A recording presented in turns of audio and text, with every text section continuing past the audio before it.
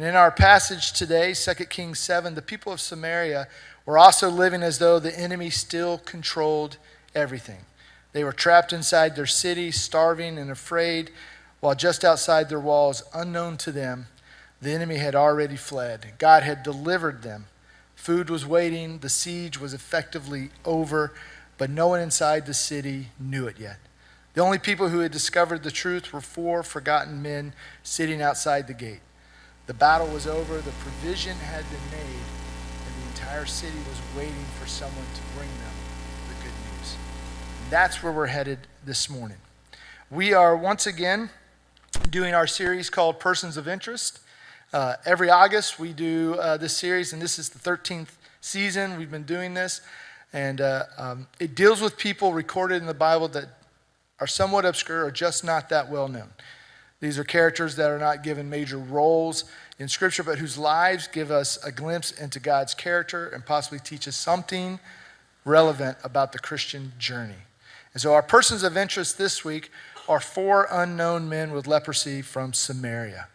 They were in the worst possible place at the worst possible moment, stuck between a city that didn't really want them and an enemy who may have wanted to kill them. So let's look at their story and see what we learn from them about God and our journey. And we're going to look at chapter 7 in 4 chunks. So we're going to walk through this. And here's our first chunk, 2 Kings 7, 3 and 4. Now there were 4 men with leprosy at the entrance of the city gate. And they said to each other, "Why stay here until we die? If we say we'll go into the city, the famine is there and we will die. And if we stay here, we will die. So let's go over to the camp of the Arameans and surrender. If they spare us, we live. If they kill us, then we die."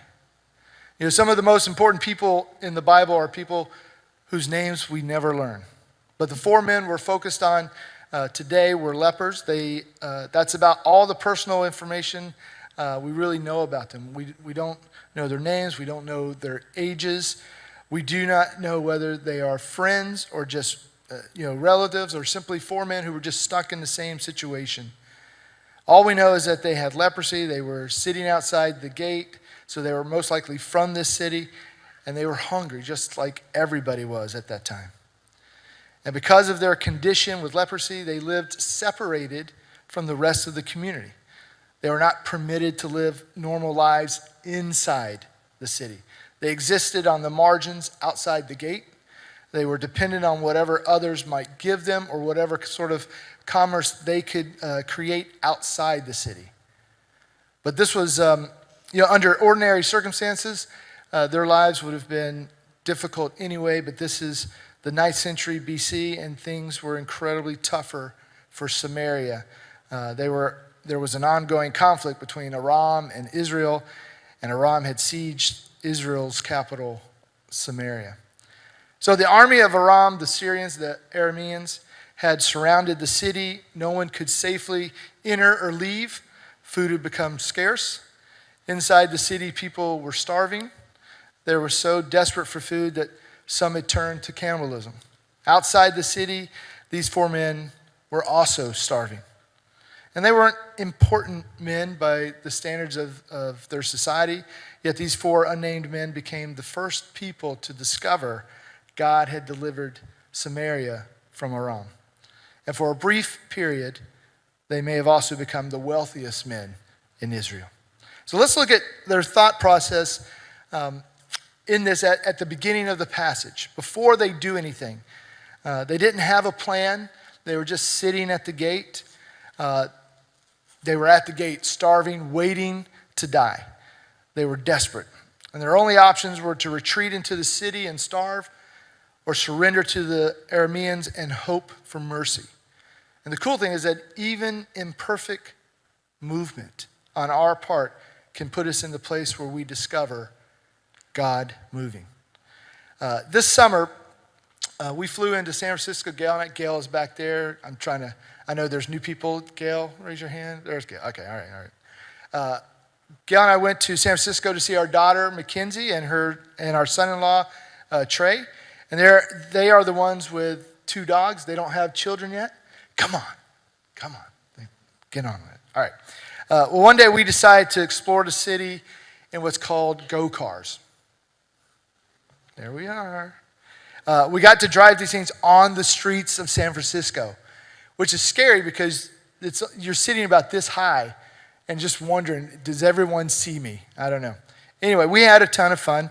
We got to drive these things all around. And the go-cars come with a built-in GPS sort of map system that as you go along on the streets, it tells you, make a left here, make a right, and then it narrates where you're going and what you're seeing. But halfway through, you can see Mac and Trey are behind us. They're covered up with the roll bar. Why does this thing have a roll bar on it? That's my question. I don't know. Anyway, their system broke in the middle of this, so they were leading, and we were just following them. Now I had to lead, and if you've ever been the lead caravan or whatever, there's a little stress in that. You got to make sure you're not going too fast, you're not leaving people behind. It's fine. It was fine. But some of the directions on the GPS was not all that clear, and we were getting a little worried that we weren't going to see Lombard Street. And Lombard Street is really famous. It's the really curvy street in San Francisco. It's called the crookedest street in the world. Fun fact, it's not true. The crookedest street is called Vermont, which is also in San Francisco. But anyway, everybody goes here because of the plants potted around it. Anyway, we got out. We were getting a little worried we're not going to get to Lombard Street. So Gail got out her iPhone and she plotted a new course for us to get to Lombard Street quicker. But there are hills in the city that are crazy steep. Yeah. And the GPS had us going up one of these crazy streets, and I just looked at the hill and said, nope. So I made a right turn, and we proceeded to go a different way. Unfortunately, that right turn put us right in the middle of a place called the Tenderloin. And the Tenderloin in San Francisco is the worst section of San Francisco. All the tourist videos and guides tell you stay out of the Tenderloin.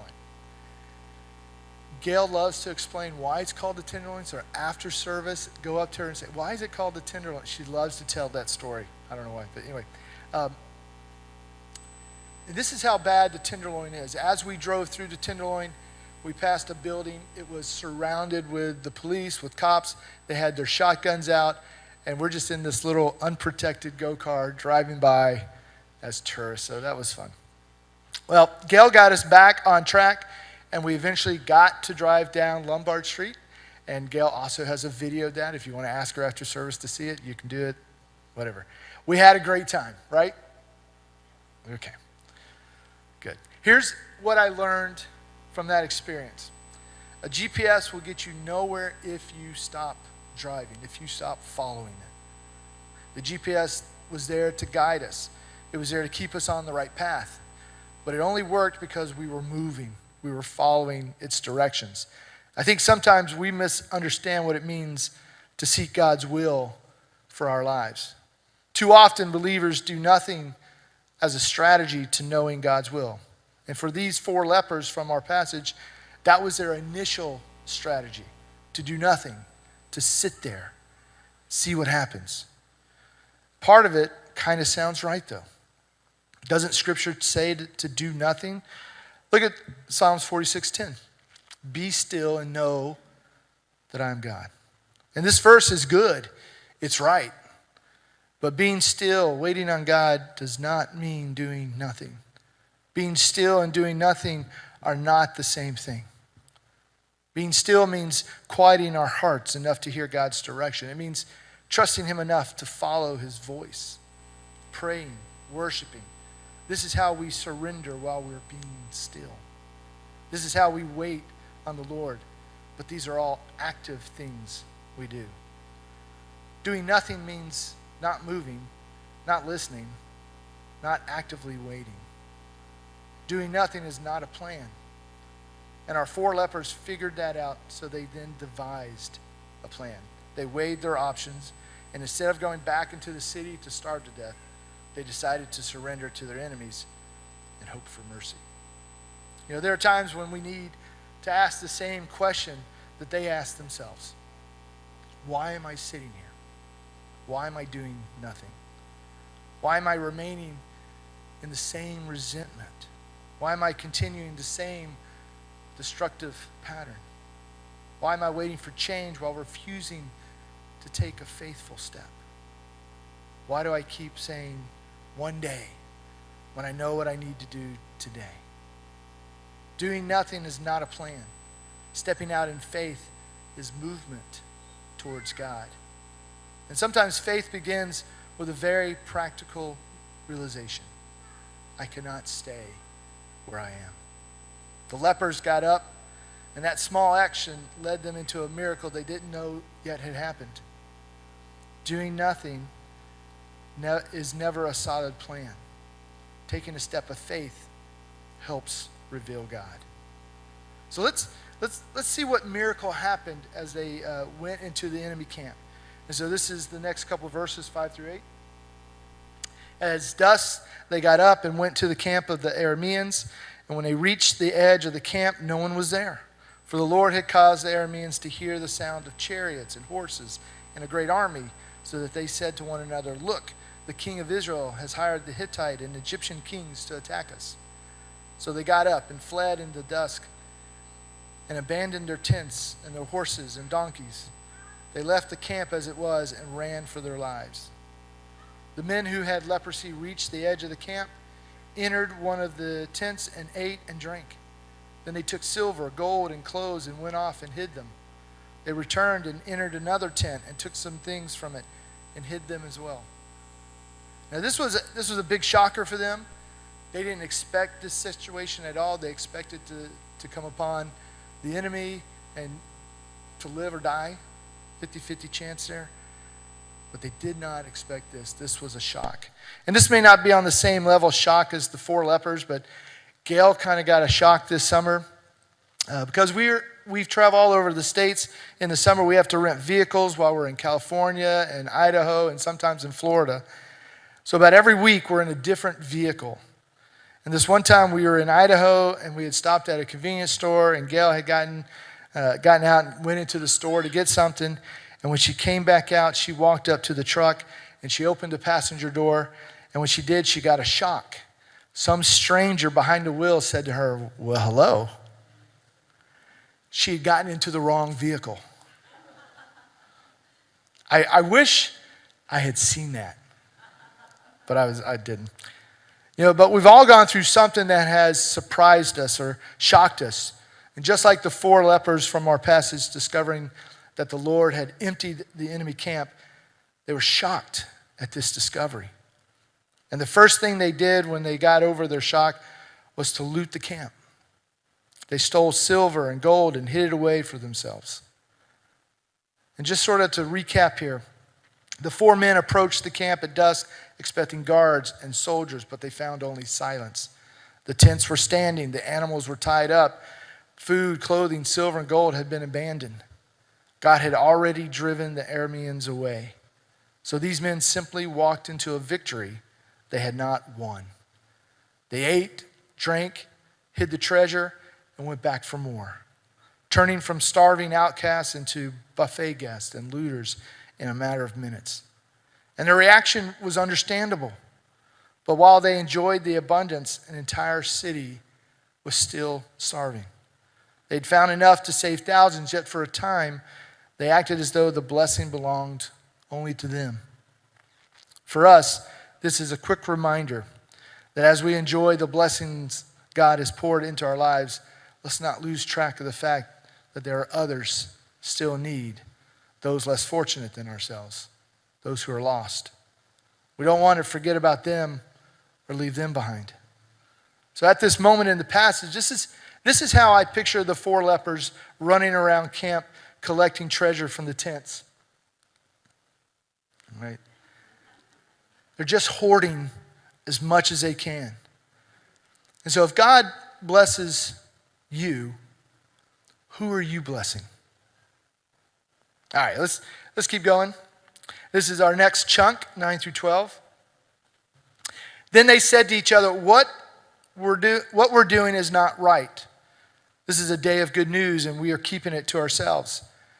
If we wait until daylight, punishment will overtake us. Let's go at once and report this to the royal palace. So they went and called out to the city gatekeepers and told them, "We went into the Aramean camp, and no one was there, not a sound of anyone, only tethered horses and donkeys, and the tents left just as they were." The gatekeepers shouted the news, and it was reported within the palace. The king got up in the night and said to his officers, "I will tell you what the Arameans have done to us. They know we are starving, so they have left the camp to hide in the countryside, thinking they will surely come out, and then we will take them alive and get into the city." So this is the turning point of the story. The four lepers finally come to the realization that what they're doing is wrong. In their words, what we're doing is not right. They had news that could save lives. And remaining silent was no longer merely selfish. It was wrong. They returned to the city gate, and they told the gatekeepers what they had discovered. The message gets to the king, who is paranoid and refuses to believe the enemy camp is totally empty. He believes it's an ambush, and the army of Aram is lying in wait to pounce on him. He resisted the message. In the 1840s, a Hungarian doctor named Ignaz Semmelweis worked in a hospital in Vienna where an alarming number of women were dying shortly after giving birth. Semmelweis began studying the problem and noticed that doctors often went directly from examining dead bodies to treating living patients without washing their hands. He introduced a simple rule. Before treating the mothers, the doctors had to wash their hands in a chlorine solution, and the number of deaths dramatically dropped. You would think everyone would have celebrated, but many doctors refused to believe him. His discovery challenged their medical theories, their habits, and their pride. It even suggested that the doctors who were supposed to be saving lives had unknowingly been spreading death. Semmelweis had discovered information that could save people, but the very people who needed to hear it resisted the message. In the same way, the four lepers could not control whether the king believed their report or not. Their responsibility was simply to tell him that the enemy had fled and deliverance had come. And when news can save a life, rejection is not a reason to remain silent. For the lepers to report back to their city, a city that had basically abandoned them, was pretty remarkable. The city had kept them outside, calling them unclean, and for many, that would have been enough to justify keeping quiet and keeping everything, the gold, the food, for themselves. Most of us would not blame them for looting the Arameans' camp and not telling the city their enemies had been run off by God. And when the king does not believe their report, they could have shrugged their shoulders and said, "We tried." But they did not let rejection turn into pettiness or revenge. They had discovered good news, and they understood that that good news was too important to be withheld, even from people who had not treated them well. They could have enjoyed the food and watched the city suffer. Instead, they carried good news back to the very people who kept them outside. They showed grace. Grace does not wait until people deserve the message. Grace is always ready to share good news. And their example sets the standard. And they remind us as believers, we're to be different, not petty, not seeking revenge. Different. And this is where the passage points us towards the gospel. Sharing good news of deliverance to everyone. God has delivered Israel from the Arameans, from death through starvation. And so through Jesus Christ, God delivered us. Christ died for our sins, rose from the grave, defeated death, and made forgiveness and reconciliation with God possible. We did not win this battle. We simply stepped into a victory Christ had already accomplished. There are those out there that need to hear this good news. There are people carrying guilt that can be forgiven. Others living without hope when hope is available. And many starving spiritually while the table of grace has already been prepared. Remember the four lepers and what they eventually realized. What we're doing is not right. This is a day of good news, and we're keeping it to ourselves. People often say they do not know how to share their faith. Yet when they discover a great restaurant, they become natural evangelists. You have to go, try the noodles, order the dessert. They give directions, parking advice, menu recommendations because they enjoyed something we want others to experience. The 4 lepers did the same thing. They simply reported what they had seen. The camp was empty. The enemy has fled. Food was available. Our witness can be just as simple. This is what Christ has done for me. This is where I found hope. We do not have to know everything to tell what we've seen. Listen to Paul talk about the loss in his letter to the Romans. But how can they call on him to save them unless they believe in him? And how can they believe in him if they've never heard about him? And how can they hear about him unless someone tells them? If you only take away one thing today from what I'm sharing, take this. Share Christ with others. Share the good news. Share Christ's love with the world. So let's finish our passage. This is the last chunk. It's going to give us some closure on this passage. The king eventually sends out scouts to see if the report from the lepers is true. Verses 13 through 16. One of his officers replied, "We'd better send out scouts to check into this. Let them take 5 of the remaining horses. If something happens to them, it will be no worse than if they stay here and die with the rest of us." So 2 chariots with horses were prepared, and the king sent scouts to see what had happened to the Aramean army. They went all the way to the Jordan River, following a trail of clothing and equipment that the Arameans had thrown away in their mad rush to escape. The scouts returned and told the king about it. Then the people of Samaria rushed out and plundered the Aramean camp.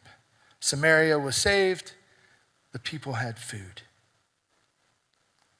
And this story leaves us with 3 questions. Where do I need to stop sitting still? What step have I delayed because I'm afraid of what may happen? The lepers didn't know what was ahead, but they knew they couldn't remain where they were. Question 2, am I enjoying God's blessings while forgetting others? I mean, it's good to receive grace. It's good to enjoy worship and fellowship and spiritual nourishment, but there are others who are in need as well.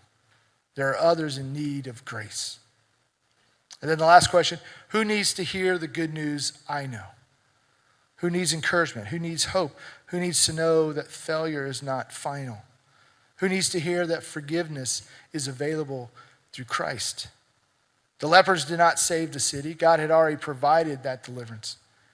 Their responsibility was simply to tell people where the food was. And this is still the calling of the church.